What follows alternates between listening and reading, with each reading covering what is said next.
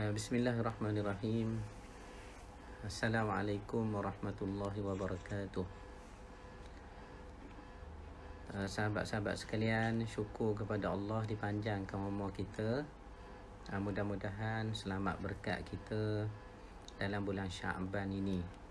Dan kita tak lupa ya, kita selalu istiqamah baca doa tu yang Nabi ajar. Allahumma barik lana fi Rajab. Ya Allah, berkatlah kami dalam bulan Rajab wa Sya'ban, dan bulan inilah bulan Sya'ban sekarang.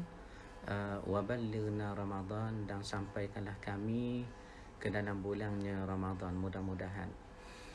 Sebelum itu saya nak menyapa sahabat-sahabat yang datang malam ini. Terima kasih kepada Azlinda. Boleh dengar suara dengan jelas ya? Lia, waalaikumsalam Lia. Begitu juga Pak Long daripada Johor Bahru. Terima kasih Pak Long. Abang Zul, alhamdulillah. Begitu juga Syah Zamri, Salahuddin Arifin. Terima kasih Salahuddin. Bonda saya Mama Tengku Haizan, alhamdulillah Ma. Abang Rahim. Begitu juga Prof Azmi. Terima kasih Prof, nampak clear ya. Dan juga Kak Mas, alhamdulillah Kak Mas. Dan Cikgu Ding kita ya. Terima kasih Cikgu, alhamdulillah. Okey, malam ini kita nak menyambung pengajian kita yang kita dah bincang semalam berkenaan dengan hijrah Nabi SAW. Semalam kita berhenti membahaskan tentang bagaimana Nabi hijrah. Nabi dikepung dulu di rumah tu, walaupun riwayat ini dibahaskan oleh Ahlus Siyar. Apakah Nabi memang dikepung dulu dan berlepas dari rumah baginda pada waktu malamkah? Ataupun seperti riwayat yang disebut di dalam hadis Bukhari itu, Nabi meninggalkan kota Mekah pada waktunya tengah hari. Tetapi perkara ini kita tidak mahu perincikan sangat, sahabat-sahabat sekalian. Apa yang mustahak kita nak bincang ialah semalam kita dah bahaskan bagaimana bermulanya hijrah Nabi selepas Nabi 3 hari 3 malam berlindung dalam Gua Thawr itu. Dalam Gua Thawr itu 3 hari 3 malam Nabi berlindung sehingga penghujung bulan Safar. Dan maknanya awal bulan Rabiul Awal, 1 Rabiul Awal, itulah hari Isnin. Kebetulan Cikgu Ding jatuh hari Isnin Nabi kita hijrah ke kota suci Madinatul Munawwarah dari Mekah tu lah.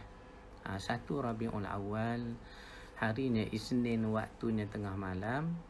Maka Nabi SAW meninggalkan kota suci Makkatul Mukarramah dengan Abu Bakar, dengan Amir bin Fuhairah, kita dah sebut semalam. Dan ditunjuk jalan oleh seorang kafir. Tetapi kafir ni akhirnya ada riwayat kata dia masuk Islam juga, ayanda Cikgu Kasman saya. Siapa penunjuk jalan yang masih kafir ketika itu? Abdullah bin Uraiqid namanya. Abdullah bin Uraiqid. Baik. Dan Nabi tinggalkan kota Mekah dalam keadaan menangis. Kenapa Nabi menangis? Pak Long, ya, Abang Rahim, murid saya Hakim bin Datuk Azam. Kenapa agaknya Nabi menangis? Tak lain tak bukan. Pertama, Nabi ni sayang sangat ke kota Mekah. Terlalu sayang ke kota Mekah. Sebab tu kalau kita baca dalam satu riwayat, apabila Nabi kita dah sampai Madinah, hijrah dah berlaku, maka ada sahabat-sahabat yang baru sampai ke Madinah dalam peristiwa hijrah itu, mereka menangis teringat ke Mekah. Macam kita lah. Ya, macam kita dipaksa keluar tinggalkan kampung halaman. Bila duduk tempat orang pun tak lupa kita kepada kampung kita. Begitulah halnya sahabat-sahabat pun menangis kalau ingat ke kota Makkah, kalau ingat ke kota suci, kota sucinya Makkah. Ya betul Cikgu Din, Nabi berlindung dalam Gua Thawr ya. Gua Thawr 3 hari 3 malam, betul. Hari Isnin 1 Rabiul Awal, tengah malam Nabi tinggalkan kota Mekah, betul. Betul. Sambil sahabat-sahabat share sebanyak-banyaknya malam ini. Walaupun Tok Gurunya letih sikit hari ni, tak apa. Tetapi kita share sebanyak-banyaknya Cikgu Din. Cikgu Din saja kena share 20 kali bagi pihak Cikgu Din saja. Abang Rahim pun gitu juga. Prof Azmi gitu juga. Share sebanyak-banyaknya. Baik. Okey. Nabi tinggalkan kota suci Makkah dalam keadaan menangis. Nabi. Kenapa? Pertamanya Nabi sayang sangat kota Mekah. Tu yang kita sebut tadi kat Maznah. Apabila Nabi sampai ke kota Madinah, ada riwayat sebut sahabat-sahabat yang berhijrah ni ke Madinah ni menangis kerana teringat ke Mekah. Sama macam Nabi meninggalkan kota Mekah pada malam 1 Rabiul Awal hari Isnin nak hijrah itu, menangis juga Nabi. Sebab sayang sangat ke kota Mekah. Dan ada riwayat kata Bilal sampai jatuh sakit. Bilal bin Rabah tinggalkan Mekah sampai Madinah, mari teringat ke Mekah sampai jatuh sakit. Dan Abu Bakar demam. Dibaca dalam sirah kita. Antaranya dalam Ar-Rahiqul Maktum pun ada sebut gitu juga. Bagaimana Bilal jatuh sakit, begitu jugalah Sayyidina Abu Bakar sampai demam ke diri kerana menanggung ingat ke kampung halaman di kota Makkah. Itu syair Arab menggambarkan bagaimana Bilal bersyair yang mafhumnya lebih kurang, apakah masih aku dapat melihat pohon-pohon idkhil pada dataran kota-kota Makkah dan juga padangnya. Maknanya dia gambarkan kampungnya. Ada pohon idkhil, adanya bukit-bukit dan juga batu-batu di bumi Makkah. Macam kita lah. Macam kita, walaupun kita dah menetap di Kuala Lumpur kah, menetap di Perak kah, tetapi kalau kampung kita tak lupa. Contoh kita interview lah pekerja baru nak masuk company kita. Maka kita pun tanya dari mana, dia kata daripada Kuala Berang. Terkejut kita tuan-tuan, saudara-saudara sekalian, sebab kampung kita. Tapi kita diam saja. Kita kata Kuala Berang kawasan mana? Dia kata Kuala Berang ni dekat Kampung Buluh. Lagi terperanjat dia sebab kampung kita Kampung Buluh. Maka kita pun bila dengar kampung kita tanya apa mah? Kita tanya pokok binja tepatnya Toki Lambok menakir perahu ada tak lagi? Kemudian Malimah jual goreng pisang ada tak lagi? Iwa Mazah Imam Masjid ada tak lagi? Ida Tundallah yang doanya sangatlah makbul mustajab itu ada tak lagi? Itih drama mengajar jawi lagi ke? Isu putih mengajar Quran ada tak lagi? Tengok, kita sebut sejarah kampung kita. Kita sebut sejarah kampung kita. Kenapa? Ini adalah kerana subhanallah, Sabrina tak apa dengar suara ya. Tak berapa dengar suara ya. Boleh saya tanya sekali lagi, jelas tak suara saya? Jelas tak suara saya? Salam Ustaz, suara halu malam ni Ustaz. Saya nak tanya jelas ke tidak suara saya? Memang malam ni suara saya tu mungkin tak berapa kuat. Ada sikit keletihan sikit je, tetapi tak apa. Sebelum kita nak teruskan ni, nak tanya suara jelas ke tidak? Suara jelas ke tidak?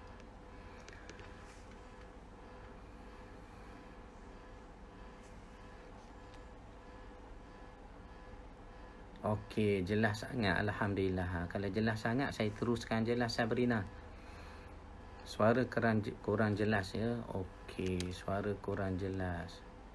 Okey, baik, sekejap ya. Sekejap. Saya adjust sikit.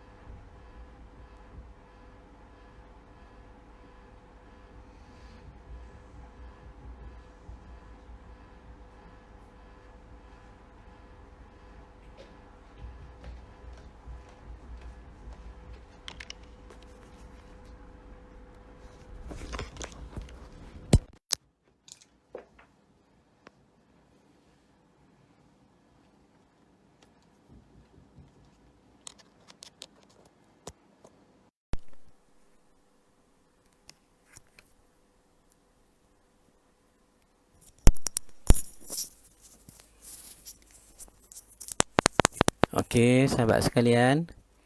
Boleh dengar jelas ke tidak suara saya? InsyaAllah boleh ya. Boleh jelas ke dengar suara saya? Boleh dengar jelas ke tidak suara kita? Okey.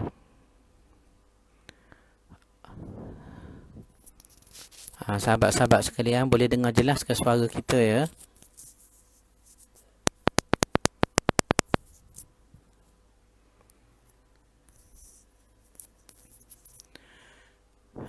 Cikgu Din, jelas ya Cikgu Din? Okey, baik. Terima kasih Firdaus, terima kasih. Baik, kita nak sambung pengajian sirah kita ini. Terima kasih Sabrina. Okey. Semalam kita dah bincang dekat dengan apa tu, hijrah Nabi tu. Nabi tinggalkan kota Mekah daripada kota Mekah ke Yathrib itu pada 1 Rabiul Awal. 1 Rabiul Awal hari Isnin malam, Prof. Ya. 1 Rabiul Awal hari Isnin malam, alhamdulillah. Selama 8 hari 8 malam Nabi kita hijrah. Dengan Abu Bakar, dengan Amir bin Fuhairah, dibantu oleh penunjuk jalan yang waktu itu masih lagi tak masuk Islam. Namanya Abdullah bin Uraiqid. Ada riwayat kata akhirnya masuk Islam juga. Abdullah bin Uraiqid. Baik. Dan kita dah sebut tadi, Nabi tinggalkan Mekah dalam keadaan menangis kat fikah. Menangis Nabi kita kat fikah ya. Kenapa? Kerana Nabi sayang sangat ke kota Makkah. Nabi sayang sangat ke kota Makkah. Yang mana ada riwayat sebut, bila sahabat-sahabat sampai Madinah, ada yang demam, ada yang sakit. Ni semua kerana ingat ke Mekah. Seperti Bilal bin Rabah, demam, jatuh sakit. Abu Bakar sampai demam ke diri, teringat sangat ke kota Makkah. Itu yang sampai Bilal bin Rabah ni dia bersyair. Dirakamkan syair tu, syair berkenaan sirah lah. Panjang syairnya. Ungkapan oleh Bilal bin Rabah. Mafhumnya lebih kurang, Bilal ni ingat sangat ke Mekah, dia gambarkan keadaan Mekah. Apakah aku masih boleh tengok lagi pohon-pohon idkhir yang melata di bukit-bukit Mekah itu? Lebih kurang begitulah. Dia sebut kampung dia. Tu yang saya buat contoh tadi, kampung saya tu.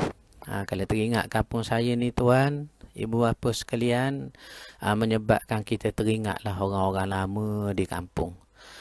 Yang selalu saya ulang dalam ceramah saya, Ida Jusuh, Limang Bisu, Deramang Ulo, Malimah jual goreng pisang, Iwa Mazah Imam Masjid, Ida Tondoloh, Tok Nderesoh ngajar Quran, Itih Deramang mengajar Jawi, Isu Putih mengajar Quran juga. Banyaklah orang kampung kita yang menyebabkan kita ingat kepada mereka.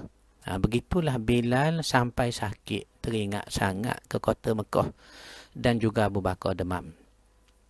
Oleh kerana begitu keadaan sahabat menghadapi ingatan ke kampung halaman ini, maka ada riwayat kata Nabi sampai akad tangan. Sahabat-sahabat sekalian, Nabi berdoa. Nabi akad tangan sampai Nabi berdoa. Apa doa Nabi? Allahumma habbib ilaina al-Madinah kahubbina Makkah aw asyad hubban. Apa maksud dia? Ya Allah, berilah kami sayang kepada Madinah ini sebagaimana sayangnya kami ke bumi Mekah itu, atau lebih lagi kami sayang di Madinah ni. Bayangkan. Cuba bayangkan. Siapa Nabi berdoa, Prof Azmi. Tertinggal saya tadi, Kedah Zainung. Betul, Prof Azmi, Kedah Zainung. Siapa Nabi berdoa apa dia? Ya Allah, berilah kami sayang ke Madinah ini sebagaimana kami sayang ke kota Mekah kami itu, atau lebih lagi ya. Malam ni kita mengajar cara orang tua sikit, Prof. Sebabnya dia letih sikit, maka bunyi tu cara orang tua sikit ya. Baik. Okey. Apa jadi? Keberkatan doa Nabi ni bila Nabi kata berilah kami sayang ke Madinah, atau lebih seperti kami sayang di Mekah, atau lebih lagi.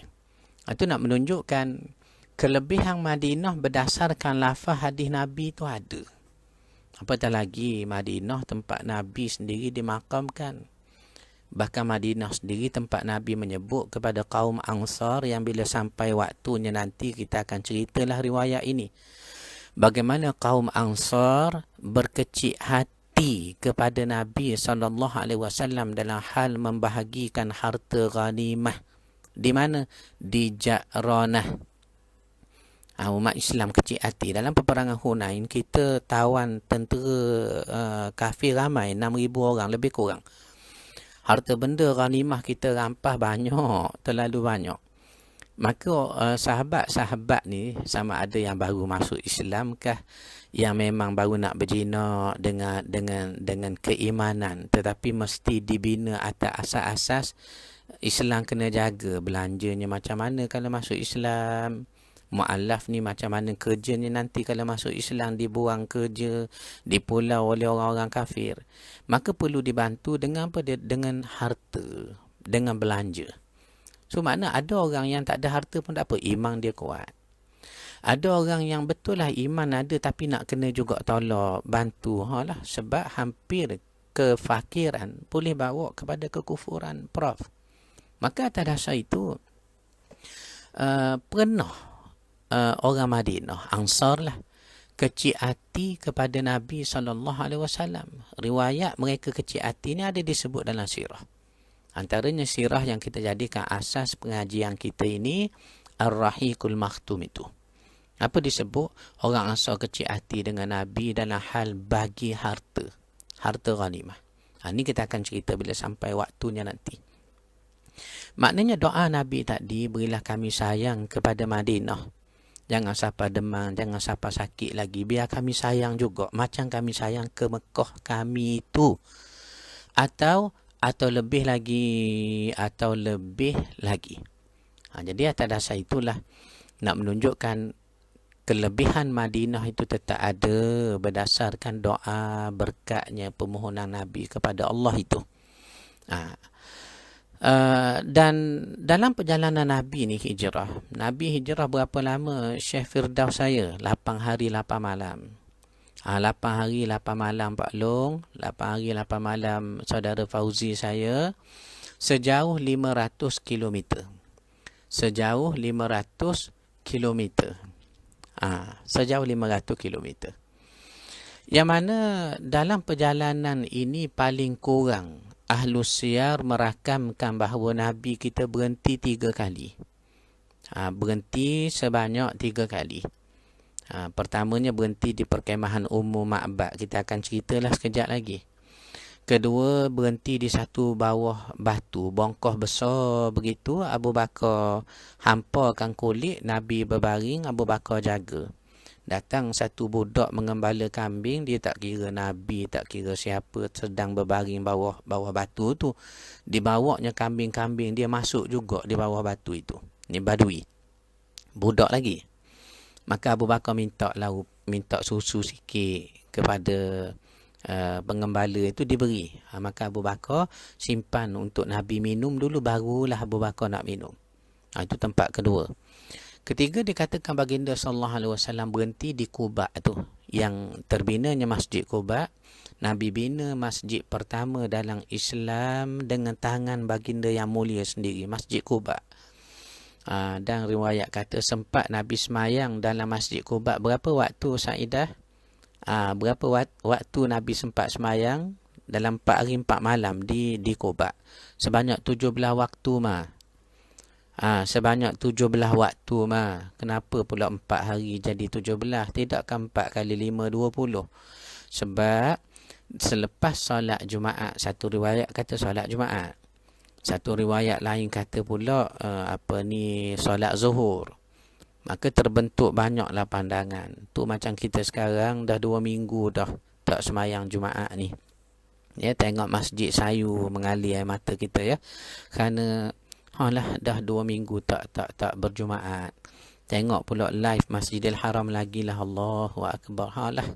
Mudah-mudahan Allah Ta'ala beri banyak kebaikan dengan sebab cobaan, ujian yang berlaku pada kita. Maka bila disebut ada katanya Nabi solat Jumaat, Nabi solat berapa orang pula? Orang tanya berdasarkan riwayat ini. Ini nak menunjukkan pandangan tentang syarat pelaksanaan solat Jumaat itu berbeza di dalam kalangan fuqaha. Dalam mazhab Syafi'i kita betul lah dalam 40 orang. Tetapi kalau mazhabnya Malikiyah, ulama-ulama dalam mazhab Maliki, 12 orang boleh. 12 orang boleh. Dalamnya Hanafiyah sampai ke 2 orang pun boleh. 2 orang pun boleh. Ni kita rujuk balik kepada pakar-pakar ahli fiqh kita. Tapi nak menunjukkan riwayat tadi, kalau kita terima riwayat kata Nabi solat Jumaat di satu perkampungan, di satu kabilah sebelum masuk ke Madinah, ataupun kita terima riwayat Nabi semayang zuhur. Ini nak menunjukkan asar, maghrib, isyak Nabi dah mula semayang dalam Madinah. Itu yang katanya 4 hari 4 malam, hanya 17 waktu. Ya, 17 waktu. Baik. Kita nak fokus mula-mula sekali perjalanan Nabi itu singgah di perkemahan Ummu Ma'bad. Singgah di perkemahan Ummu Ma'bad. Ummu Ma'bad ni siapa sahabat-sahabat sekalian? Sambil-sambil sahabat fikir tu, saya nak tengok rakan-rakan yang masuk malam ni. Saya ingat malam ni mungkin 5 juta orang boleh sampai insya-Allah ni.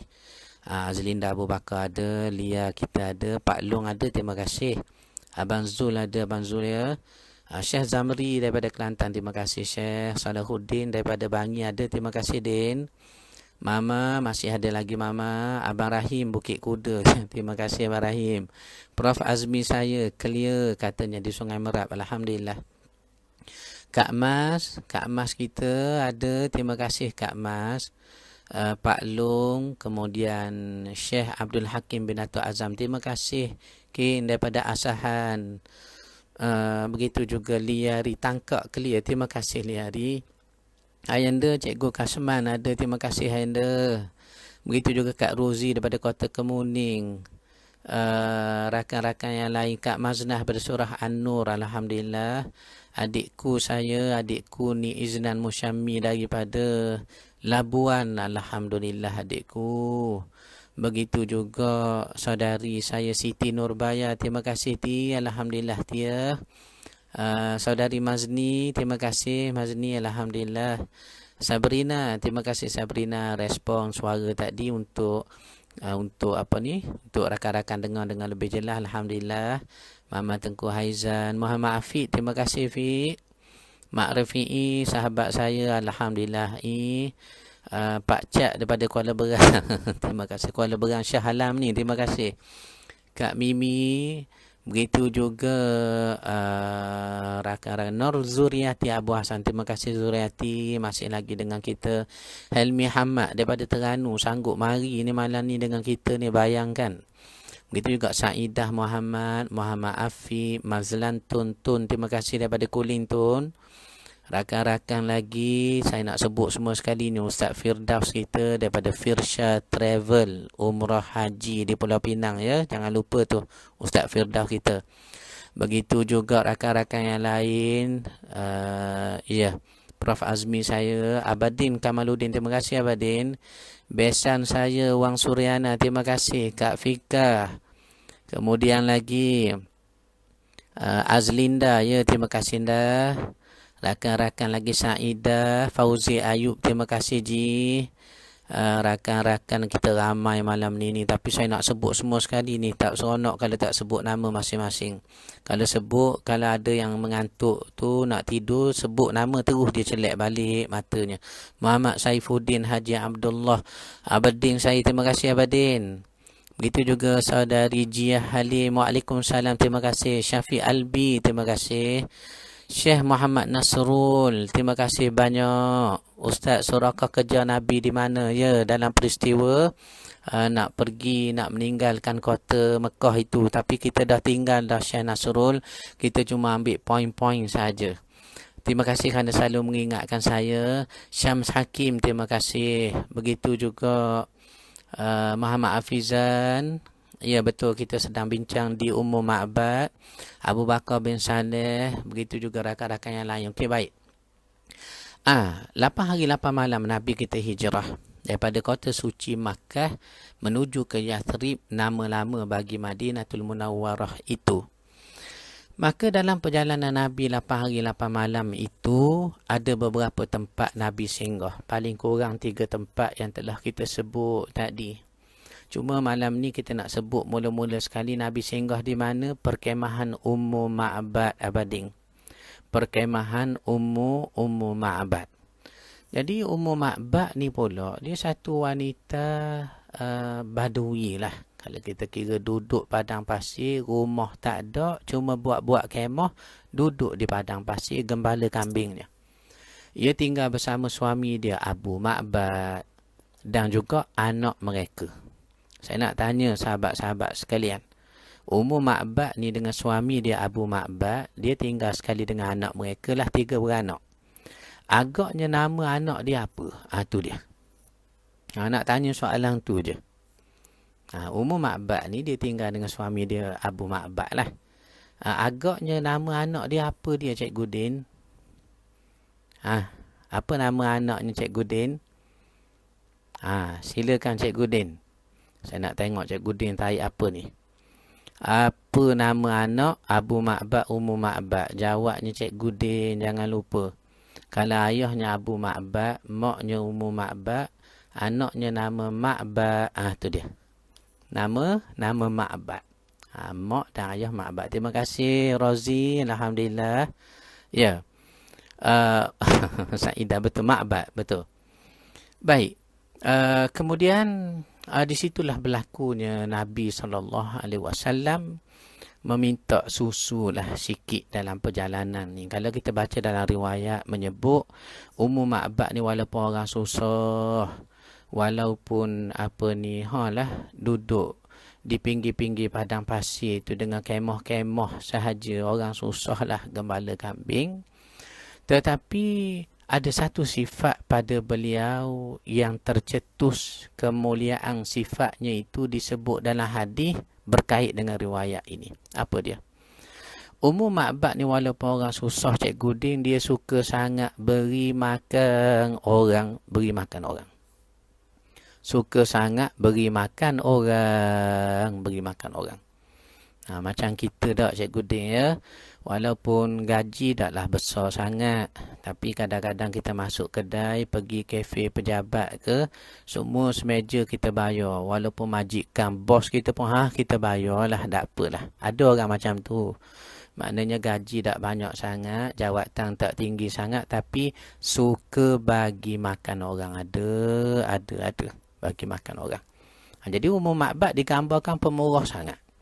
Sesiapa yang lalu depan kemah dia, orang nak berjalan pergi ke sana sini, lalu depan kemah dia, riwayat kata dia suka panggil orang, ajak makan, Cikgu Ding. Dia panggil, ajak makan. Dia kata, mari, dia kata, kita makan dulu, singgah ke, beri jamu orang lah. Jamu orang. Saya tolak dulu komen ke tepi. Bila tengok komen macam-macam ni, saya jadi terperanjat juga nak mengajar kadang-kadang. Okey, baik. So, sekarang komen dah tak nampak depan saya. Terus kita nak mengajar tu. Apa dia?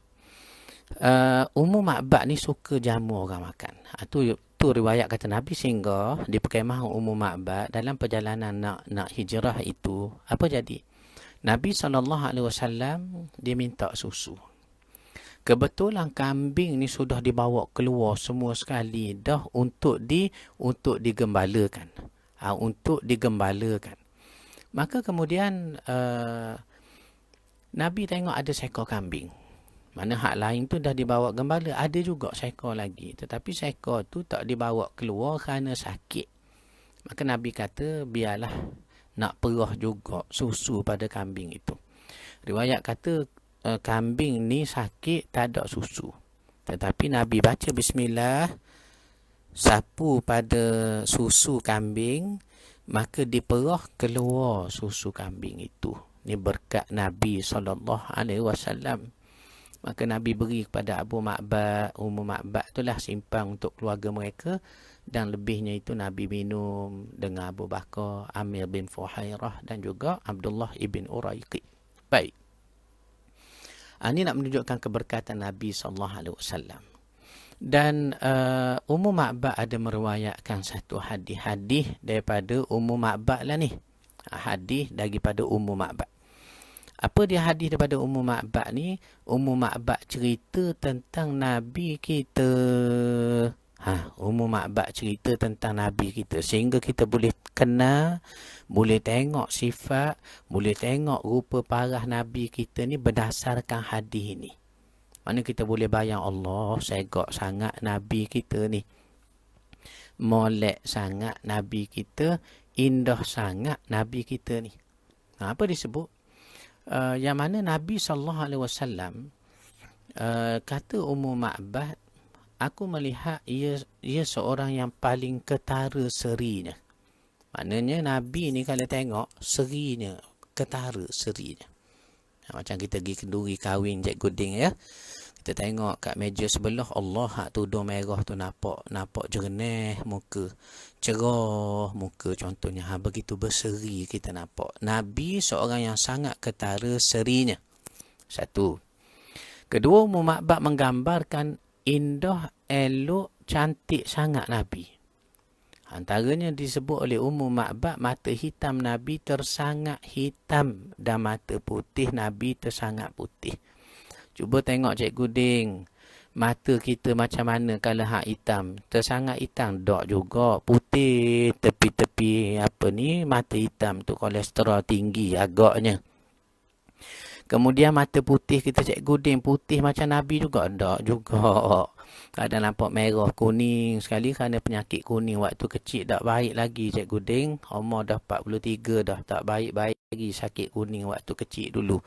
Tetapi Nabi tidak, mata putih tersangat putih, mata hitam tersangat hitam. Kemudian dikatakan apabila baginda berpaling, mana paling begitu seakan kilauan perak. Ni metaphorically lah, kiasan lah. Yang nak menunjukkan apa dia? Nak menunjukkan Nabi SAW ni indah sangat. Indah sangat ya. Baik. Dan begitu juga dikatakan pipi baginda kemerahan. Dalam riwayat lain kata seakan biji-biji delima. Ni satu gambaran nak menunjukkan segak sangat Nabi kita SAW. Kemerahan pipi baginda Cik Guding, Abang Rahim saya. Maknanya bila kita baca riwayat ini, saya pernah sebut dulu tak? Baru kita tahu bila baca hadis ini daripada Ummu Ma'bad ini, pipi Nabi kemerahan. Rupanya kalau pipi kita ni merah, dia adalah salah satu elemen kecantikan Cik Guding. Mana orang pipi merah ni mana segak cantik lah. Cantik, segak. Sebab tu orang-orang puang tanya Cik Guding, orang puang yang dengar ceramah kita malam ni, kalau mereka nak pergi duri kahwin, nak pergi mesyuarat PIBG, nak pergi kelas kuliah duha, kuliah muslimah, apa dia buat? Dia sapu watercolor tu Cik Guding ya, biar jadi merah.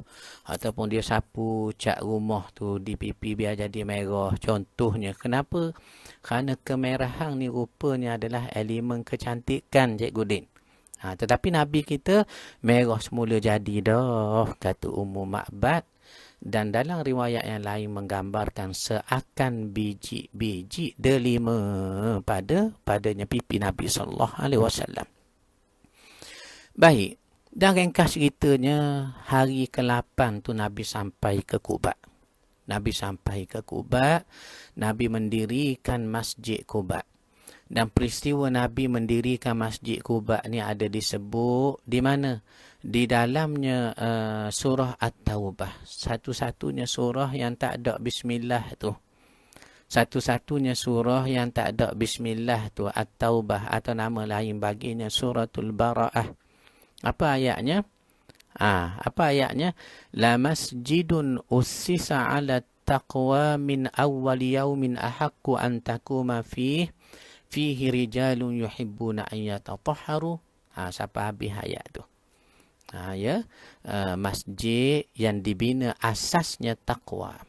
Lebih patut kamu berada di dalamnya untuk menyucikan jiwa, mendekatkan diri dengan Allah Subhanahu wa taala. Mafhum dan tafsir bagi ayat itu merujuk kepada masjid pertama yang Nabi bina, yang kita sebut tadi, Masjid Quba. Masjid Quba. Ya. Jadi Nabi sempat sembahyang di Masjid Quba 17 waktu, cikgu ni, 17 waktu. Sebenarnya riwayat ni 8 hari 8 malam ni panjang. Tetapi Syekh Muhammad Nasrul, macam saya kata tadi, ada riwayat-riwayat kita tinggal sebab kita nak bahas kerangka saja. Seperti Suraqah bin Malik, betul, selepas 3 hari orang kafir cari Nabi berlindung dalam gua Thawr, dikejar oleh Suraqah bin Malik Al-Juhshun itu.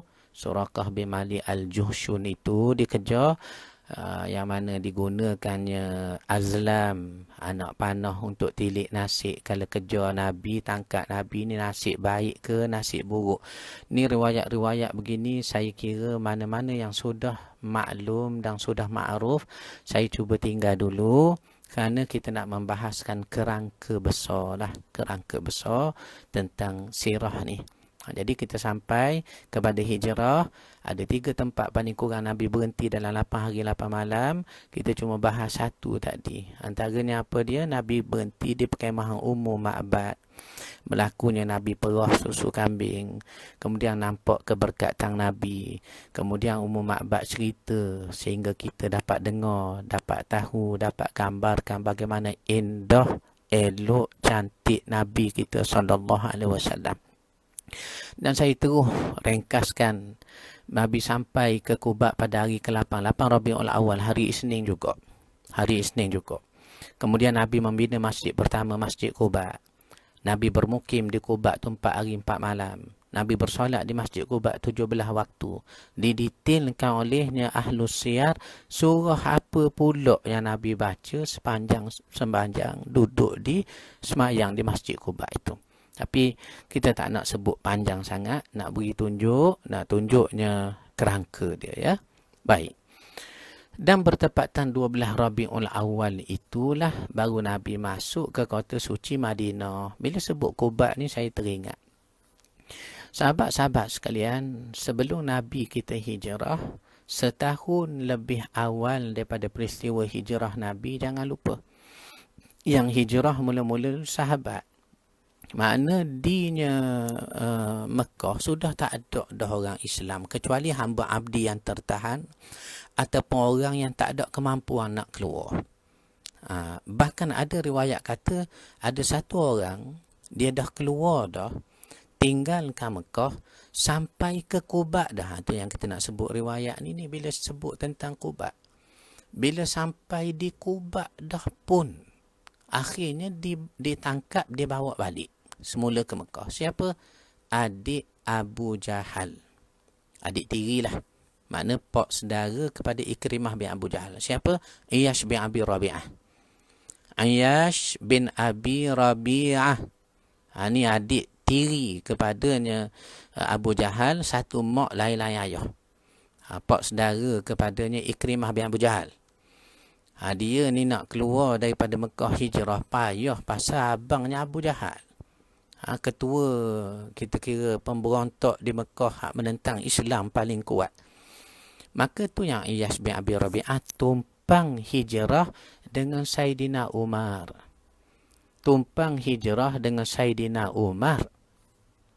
Dan dah sampai ke mana? Quba dah, Ustaz Firdaus. Dah sampai Quba. Quba ni pinggir nak masuk Madinah dah. Bayangkan dah sampai Quba. Hai, Abu Jahal mari ikut. Kemudian dipujuk. Dia tak kata dia nak larang ataupun dia marah adiknya masuk Islam. Apa dia pujuk? Soal kamu nak masuk Islam, masuklah. Tetapi aku bersungguh-sungguh daripada Mekah sampai ke sini menjejaki kamu, tak lain tak bukan ada satu benda. Apa dia? Mak kita sejak tahu kamu tinggalkan Mekah, dia berjemur tengah panas dan rambutnya pun tak teruru. Jadi tak teruru. Mungkin jadi sakit jiwanya kah kerana anak dia tinggalkan Mekah. Ni kata Abu Jahal, digambarkan kepada adik dia Iyash bin Abi Rabi'ah. Ya, satu mak lain-lain ayah. Maka kata mak kita lagi di tengah-tengah panas ni berjemur, aku tidak akan berteduh di tempat yang teduh selagi anak kau Iyash tidak pulang ke Mekah. Itu yang menyebabkan Iyash rasa sayu hati. Kemudian dia pun balik bersama Abu Jahal, abangnya itu, ke Mekah. Kemudian dia azab dan diseksa. Sebelum tu adalah dicerita bagaimana Saidina Umar tukar unta. Beri kepada Iyash, naiklah unta aku, kerana unta ni laju, unta kamu tu slow. Tapi riwayat-riwayat begini, macam saya kata tadi, banyak kita tinggal beberapa riwayat kerangka besar yang pada saya orang sudah makruf, sudah tahu. Maka kita hanya nak cerita gambaran sirah Nabi SAW. Baik. Maka Nabi kita masuk ke kota suci Madinah bila 12 Rabiul Awal. Mana hari kelahiran Nabi juga sallallahu alaihi wasallam. Cuma kebetulan jatuh pada hari Jumaat, Nabi masuk ke kota suci Madinah yang waktu itu nama masih lagi nama lama, Yathrib. Dan sahabat-sahabat sekalian, jangan lupa, Nabi masuk ke kota suci Madinah satu lorong. Lorong ni diapit oleh dua bukit yang tinggi. Apa nama bukit itu? Thaniyatul Wada'. Ulang sekali lagi tu, boleh. Thaniyatul Wada'. Itulah satu lorong yang diapit dua bukit tinggi. Itu yang apabila Nabi masuk, kaum wanita Ansar berkompang. Lalu kaum wanita Ansar berkompang ni, dia pun sebutlah, dia nasyid syair lah. Tala'al badru alaina, telah muncul bulan purnama kepada kami. Min saniyatil wada', daripada saniyatul wada'. Itu yang disebut dalam qasidah, dalam syair tu. Dalam apa ni kita berselawat tu. Min saniyatil wada', daripada satu lorong antara dua bukit saniyatul wada'. Satu perkara ya sahabat-sahabat sekalian. Thaniyatul Wada' ni adalah satu lorong yang panjang, gelap, mengunjur ke dalam gitu. Yang mana sampai sekarang kita boleh tengok lagi. Tanya mutawif kita, tanya muzawir kita yang membawa ziarah kita itu. Ya, tengok bagaimana keadaannya. Kepercayaan orang-orang Arab dulu, orang Arab di Madinah kah, kabilah Arab Bani Ghassan ke, terpulanglah, termasuk Yahudi, termasuk Nasrani, terutama yang duduk di Madinah. Bila dengar Thaniyatul Wada', lorong Thaniyatul Wada', mereka percaya ini lorong dari segi kepercayaan mereka lah. Lorong kematian, lorongnya kecelakaan, lorong kegelapan, lorong jin, syaitan, hantu, semua duduk di situ. Makna kepercayaan mereka, lorong ni bawa mati, bawa malapetaka. Kepercayaan mereka. Maka bila Nabi ditakdirkan Allah masuk ke kota suci Madinah pada hari Jumaat 12 Rabiul Awal itu melalui min saniyatil wada', daripada lorong yang kecelakaan, kegelapan, kezaliman, ketakutan, kematian, mengikut kepercayaan orang-orang Arab ketika itu. Maka kagum orang Yahudi, orang Nasrani, orang Arab di kota suci Madinah kerana melihat Nabi masuk daripada lorong yang mereka sendiri takut. Sehingga tercetus di kalangan mereka mengatakan orang ini, ada setengah riwayat kata yang menyebut ni adalah orang Yahudi. Orang ini kalau tidak ada Tuhan bersamanya, nescaya dia tak boleh masuk daripada lorong Thaniyatul Wada' ni. Kerana lorong berpuaka, lorong kematian, tiba-tiba dia boleh masuk. Kita ni pun tak berani nak pergi. Kalau tiada Tuhan bersamanya, nescaya dia tak boleh masuk ke lorong ini. Ini nak katanya sahabat-sahabat sekalian, bagaimana kebenaran Nabi dilihat ataupun dapat diyakini oleh orang-orang hatta Yahudi dan Nasrani pun melalui peristiwa hijrah ini. Itu belum lagi tengok tanda kenabian Nabi, tanda-tanda pada sifat kah, tanda-tanda pada nama Nabi yang disebut dalam kitab mereka. Hiku mamitakim wa kullu Muhammad im zihdu dewi zahra'i baina Yerusalem. Tu dalam Taurat Yahudi tu. Maknanya tanda dari segi nama, disebut nama Muhammad im, didatangkan dengan lafaz plural, lafaz jamak Muhammad, dan im pula didatangkan ujungnya. Sebagai tanda apa dia? Plural for respect. Jamak li ta'zim, keagungan. Agungnya Muhammad ini Allah Ta'ala pilih. Dan juga tanda-tanda dari segi sifatnya, ataupun tanda-tanda alam berlaku kepada Nabi-Nya. Ni akan kita bincang pada masa akan datang. Tetapi bagaimana Nabi SAW bila masuk ke kota suci Madinah pada hari Jumaat 12 Rabiul Awal, itu daripada satu lorong min thaniyatil wada', nak menunjukkan ada satu tanda yang sudah dilihat hatta oleh orang Yahudi, Nasrani, orang-orang Ansar tu sendiri, bahawa ini bukan manusia biasa, bukan manusia biasa. Sahabat-sahabat sekalian, apabila masuk dah kita ke hijrah Nabi, sampai dah Nabi masuk Madinah hari Jumaat 12 Rabiul Awal ni, kita nak tawakuf di sini dulu. Kita nak berhenti perbahasan di sini dulu. Kelak nanti panjang umur kita, diberi sihat oleh Allah Ta'ala tubuh badan kita, kita akan sambung era kehidupan baginda dan sahabat di Madinah. Era kehidupan baginda dan sahabat di Madinah. Jadi anggaplah fasa di Mekah sudah kita bahas. Kelahiran Nabi, sebelum kelahiran Nabi, siri pertama dulu ingat ya, kita bahas dulu secara ringkas ni. Orang-orang Arab jahiliyah dari 3 sudut yang telah kita sebut itu. Kemudian kita masuknya siri kedua kelahiran Nabi, bagaimana berlaku.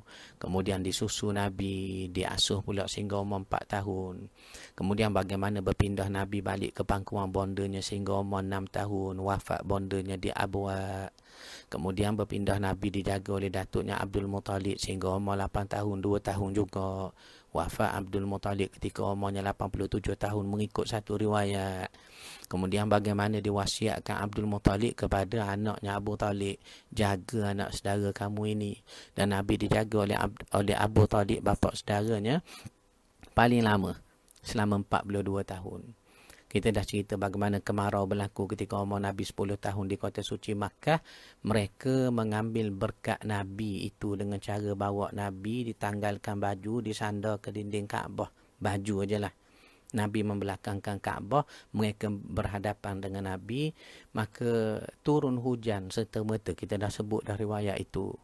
Bagaimana umur 12 tahun kita cerita juga Nabi telah keluar daripada kota suci Makkah, dibawa ke Syam. Itu adalah kali kedua Nabi keluar daripada kota Mekah. Kali pertama umur 6 tahun ya, ke Madinah.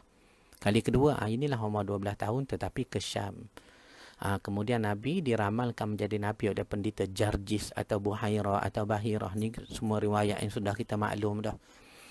Kemudian kita cerita juga bagaimana zaman remaja Nabi. Riwayat ada yang cerita Nabi nak pergi tengok hiburan di kota Makkah. Yang panjang lebar dah kita bahas itu. Tetapi Jibril menidurkan Nabi SAW.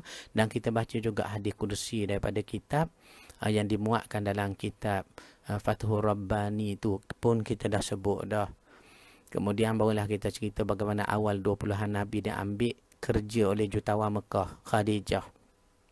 Kemudian kita cerita bagaimana 25 tahun setelah balik daripada meniagakan barang Khadijah di Syam, pembantu Nabi Maisarah cerita peristiwa Nabi ini diramal menjadi Nabi oleh pendeta Nastura di Syam waktu umur Nabi 25 tahun.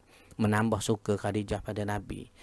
Sehingga Khadijah meminang Nabi 2 kali melalui orang tengah Sayyidah Nafisah. Tetapi Nabi tolak kali pertama, kali kedua Abbas, Abu Talib dan Hamzah suruh terima, Nabi terima.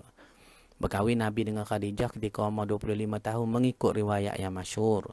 Khadijah 40 tahun mengikut riwayat yang banyak. Dan berkahwin sebulan selepas Nabi pulang dari Syam pun kita dah bahas. Bagaimana Nabi memberi 20 ekor unta baka terbaik, baka merah kepada Khadijah pada hari perkahwinan dengan Khadijah pun kita dah sebut. Bagaimana Nabi mula menjadi bapa ketika umur 28 tahun, 3 tahun selepas berkahwin dengan Khadijah. Kita dah sebut dah. Senarai anak-anak Nabi yang 7 orang itu, 6 orang dengan Khadijah, 1 orang dengan Maria Qibtiyah. Yang mana semua anak laki-laki Nabi wafat ketika kecil. Yang mana anak perempuan Nabi semua wafat ketika Nabi masih hidup, kecuali Fatimah seorang sahaja yang menyusuli kewafatan baginda selepas baginda wafat. 6 bulan selepas itu Fatimah pula wafat. Kita dah sebut dah. Bagaimana juga kita cerita 35 tahun Kaabah dibina pula kali kedua menggunakan khidmat seorang pakar seni bina daripada Rom yang namanya Bakun. Dengan 2 cadangan diberi kepada orang Mekah. Kita dah bahas dah. Bagaimana bermula umur Nabi 37 tahun sehingga 40 tahun. 3 tahun, 3 bulan dalam tempoh 3 tahun. Nabi berkhalwah, bertahanus, duduk seorang-seorang, koreksi diri, muhasabah. Yang mana ulama kata Nabi duduk dalam gua Hira, Nabi fikir 2 benda saja. Apa dia? Pertama, kita dah bahas dah. Apa tujuan hidup. Kedua, ke mana pergi selepas mati pun kita dah sebut dah. Begitu juga sahabat-sahabat sekalian, kita cerita bagaimana sebelum Jibril datang membawa wahyu berbentuk nas Al-Quran. Nabi terlebih dahulu bermimpi menerima wahyu. Wahyu dalam bentuk mimpi. Selama 6 bulan berturut-turut. Yang mana Nabi tengok cahaya terang benderang sampai subuh. 6 bulan berturut-turut. Sehingga tercetusnya satu hadis yang Nabi sebut, mimpi yang benar itu adalah 1 juzuk daripada 46 kenabian. Pun kita dah syarah hadis itu. Kemudian 40 tahun datangnya kenabian di Gua Hira, kita dah sebut. Bagaimana hadis Bukhari menceritakan Nabi kali pertama melihat Jibril dalam rupa bentuk yang asal pun kita dah sebut. Kemudian bagaimana Nabi dakwah diam-diam 3 tahun. Umur Nabi 43 tahun nak masuk 44 tahun. Turun satu perintah daripada surah Asy-Syu'ara. Wa anzir ashiratakal aqrabin. Suruh Nabi ni mengajar secara terang-terang. Nabi mula mengajar terang. Ditentang orang Arab Mekah. Umur Nabi 46 tahun. Bagaimana Nabi membenarkan umat Islam hijrah kali pertama ke Habsyah. Walaupun Nabi tak ikut. Pun kita dah sebut dah.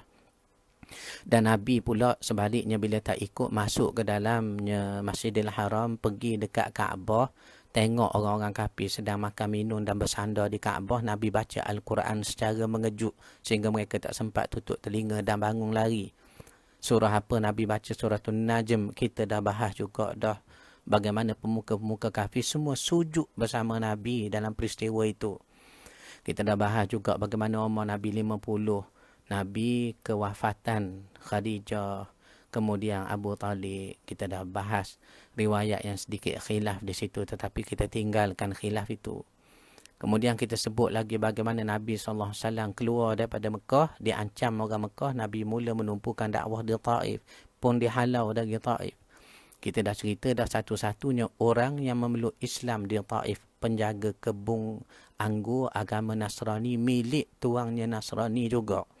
Bagaimana cara Nabi berdakwah? Dengan cara memulakan dengan metode ataupun manhaj salah silah atau genealogi. Kita dah sebut dah. Kemudian Nabi pulang. Nabi pulang nak masuk ke kota suci Makkah, tertahan di lembah Nakhlah. Tertahan di lembah Nakhlah. Dan semalam kita sebut siapa orang yang Nabi yang menjamin Nabi untuk masuk ke kotanya suci Makkah. Saudara Muhammad Nasrul kita, Sahibul Fadilah, Ustaz Muhammad Nasrul ada disebut dalam kitab Sirah Mut'im. Ya, Mut'im bin Adi. Sebab itu kita katakan tentang riwayat siapa yang menjamin Nabi masuk ke kota suci Makkah banyak.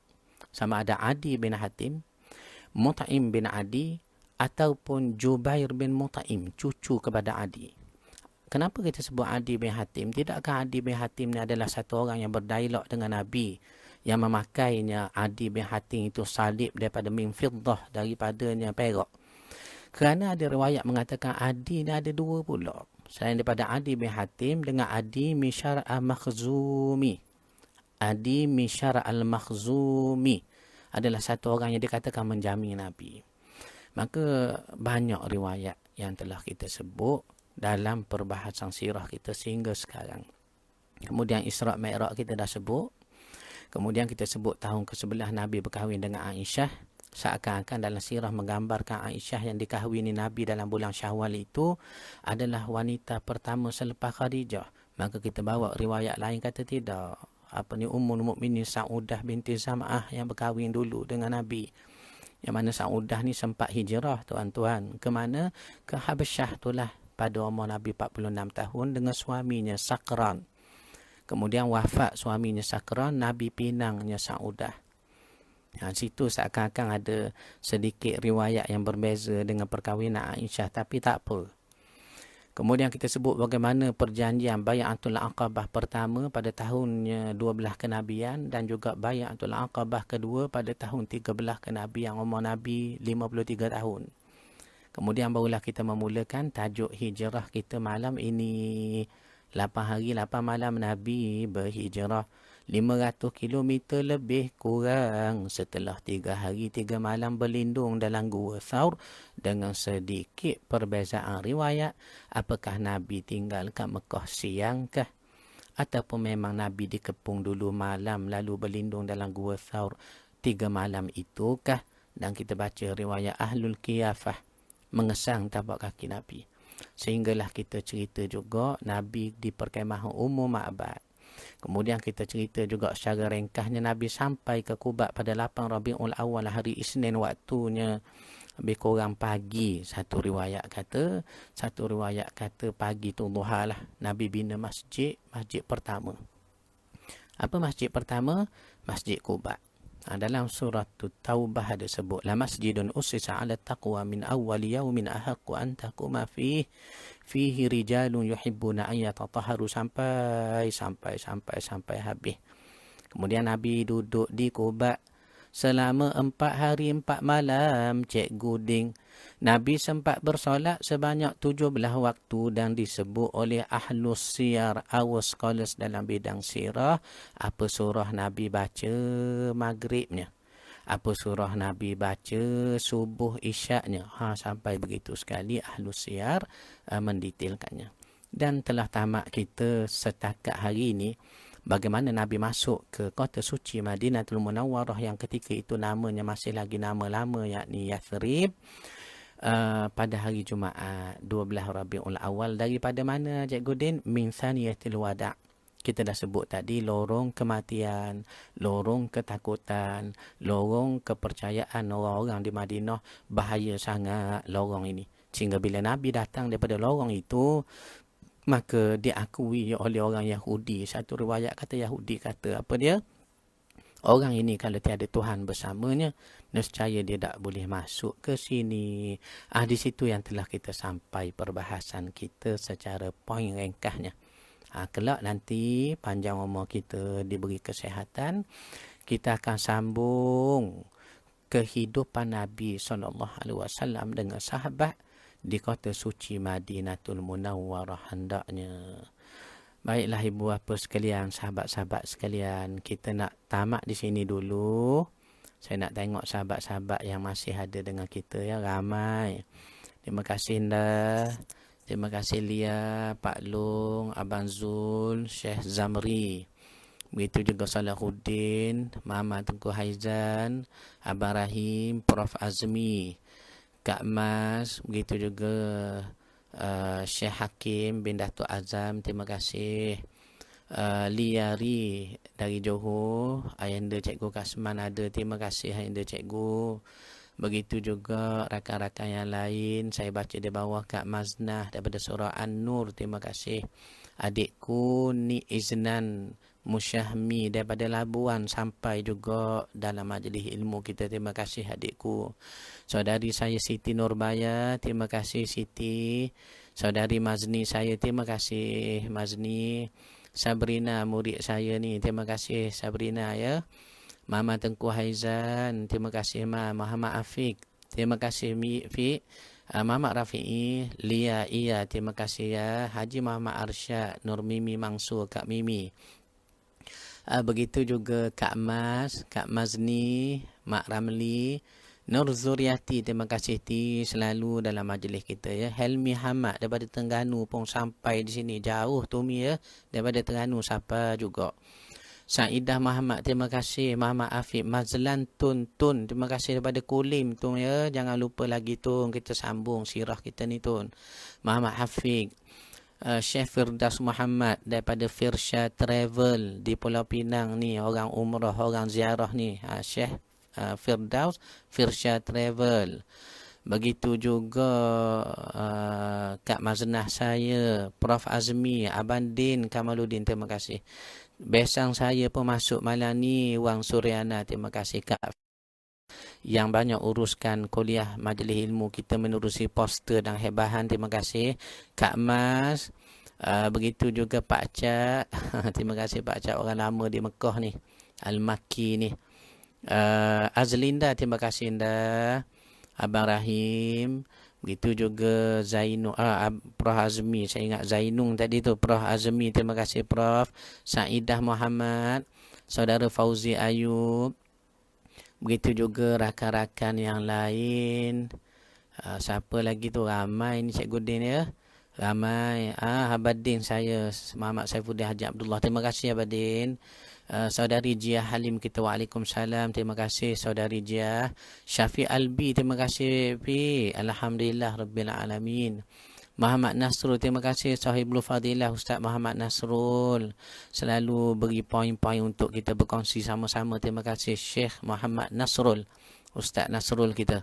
Syams Hakim, begitu juga Ayanda Haji Kasman, sahabat saya Muhammad Hafizan, begitu juga Ayanda Abu Bakar bin Saleh, terima kasih Ayanda. Adik Rozi saya, terima kasih Ji. Rakan-rakan yang lain, warga Pepatih, terima kasih. Macam dah tak terangkat mata Tok Guru kita ni. Betul tu, alhamdulillah. Ibnu Rajab, terima kasih Ibnu Rajab.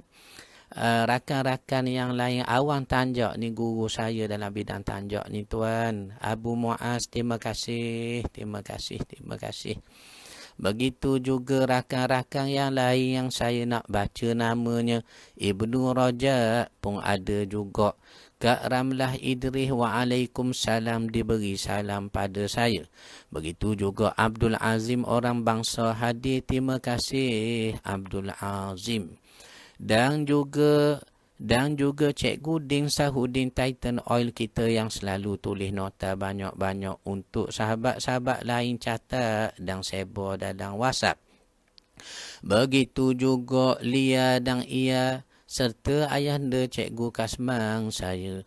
Mama Tengku Haizang ada juga, begitu juga Abu Muaz, dan tak lupa pada Sally Rahmat.